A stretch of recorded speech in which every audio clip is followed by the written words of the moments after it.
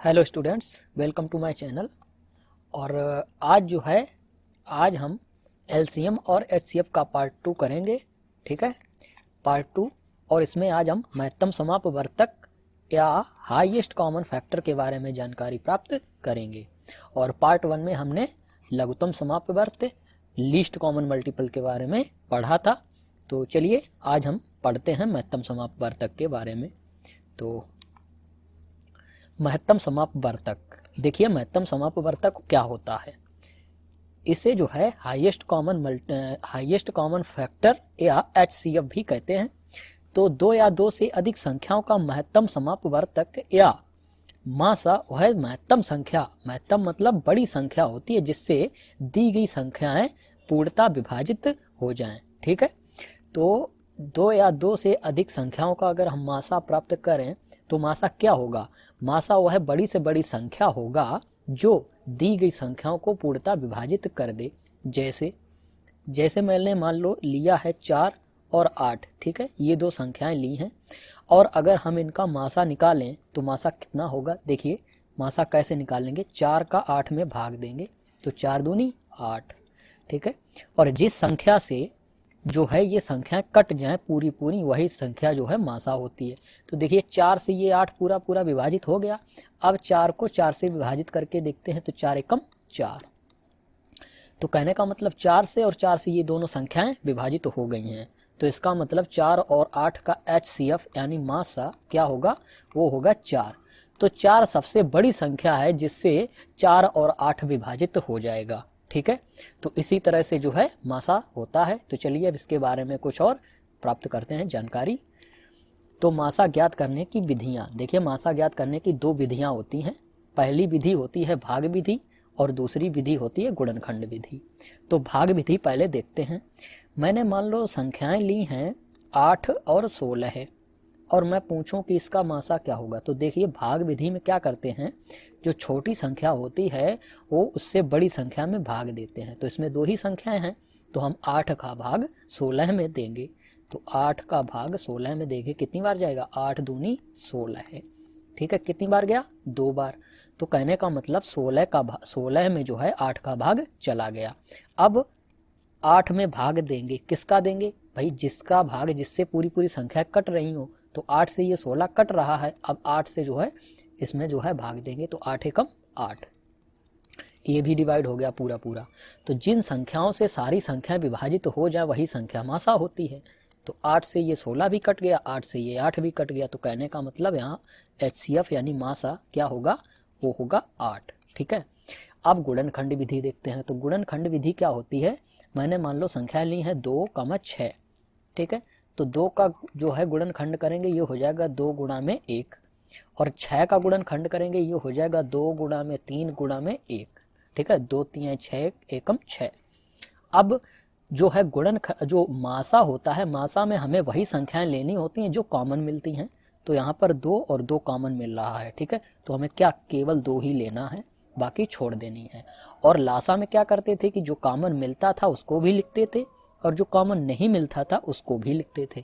लेकिन इसमें ऐसा नहीं है, इसमें जो कॉमन मिलेगा वही लिखेंगे। तो जो है 2 और 6 का जो एचसीएफ होगा वो कितना होगा? वो होगा 2। ठीक है, तो चलिए अब इससे जुड़े हुए कुछ क्वेश्चंस हैं उनको देखते हैं। तो पहला क्वेश्चन दिया है कि 24, 18, 72 का जो मासा है वो ज्ञात कीजिए। तो चलिए देखते हैं मासा ज्ञात करने के लिए। तो हमें क्या, देखो दो तरीके से मासा निकाल सकते हैं, एक है गुणनखंड विधि और एक है भाग विधि। तो हम देखिए भाग विधि से निकालते हैं। तो भाग विधि में क्या करते हैं कि जो सबसे छोटी संख्या होती है उसका भाग हम उससे बड़ी संख्या में देते हैं। तो चलिए हम 18 का भाग जो है 24 में देंगे। तो क्या करेंगे? 24 में भाग 18, देखो कितनी बार जाएगा? 18 एकम 18, 18 दूनी 36 ज़्यादा हो जाएगा। तो 18 एकम 18 कितना हो जाएगा? 18। 24 से 18 जाएगा, कितना बचेगा? 6। अब देखिए जो भी शेष बचेगा उसका भाग हम किस में देंगे? जिस संख्या से हमने भाग दिया है। तो 18 से भाग दिया है तो अब इस जो है 18 में भाग देंगे 6 का। तो 6 तियां 18, 0 0 आ गया। और जिस संख्या से अंत में जो संख्या कट जाती है उसका भाग हम बची हुई संख्याओं में भी देते हैं। तो यहाँ पर हमने देखा कि 6 से जो है 18 यानी अंत में जो है 6 से संख्याएं विभाजित हो गई है पूरी पूरी, ठीक है, 0 बचा है। अब इस 6 का भाग हम इस 72 में देंगे, तो 6 का भाग 72 में देंगे, कितनी बार जाएगा, 6 एकम 6, 7 से 6 जाएगा, कितना, 1 बचेगा, उतारा लेंगे 2 का, और 6 दूनी 12 है, ठीक है। देखिए तो 6 यहाँ और 6 यहाँ, ठीक है, 2 जगह 6 आया, कहने का मतलब दोनों 6 जो सभी संख्या है वो 6 से डिवाइड हो जा रही हैं, ठीक है। तो कहने का मतलब इसका HCF यानी मासा क्या हो जाएगा, वो हो जाएगा 6, ठीक है, क्योंकि 6 वो बड़ी संख्या है जिसका भाग 24 में भी जाएगा, 18 में भी जाएगा और 72 में भी जाएगा।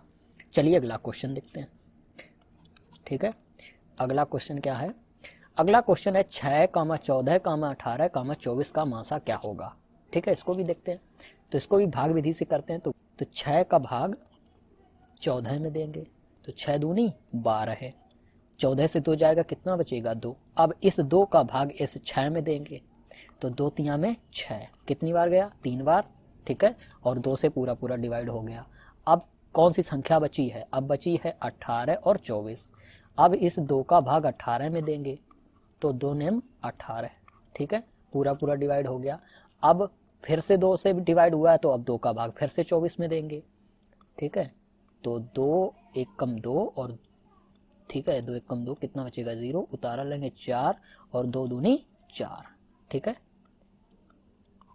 तो 0 बचेगा। देखा 2 से पूरी पूरी संख्याएं विभाजित हो गई हैं, तो इसका जो मासा होगा वो क्या होगा, 2 होगा, ऑप्शन बी, ठीक है, 2।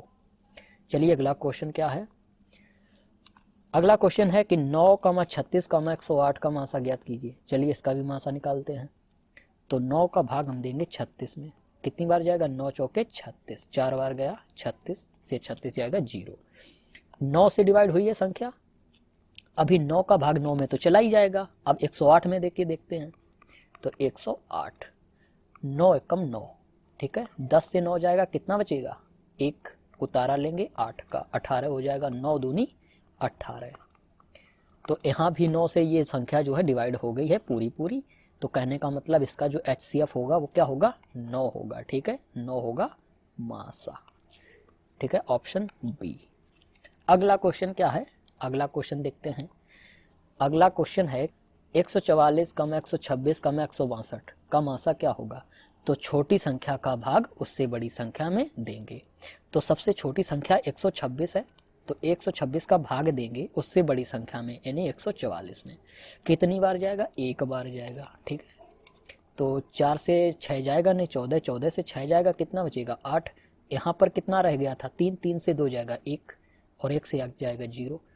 अब 18 का भाग, अब 18 का भाग देंगे 126 में, ठीक है, कितनी बार जाएगा, 7 बार जाएगा, ठीक है, 18 सत्ते 126, ठीक है,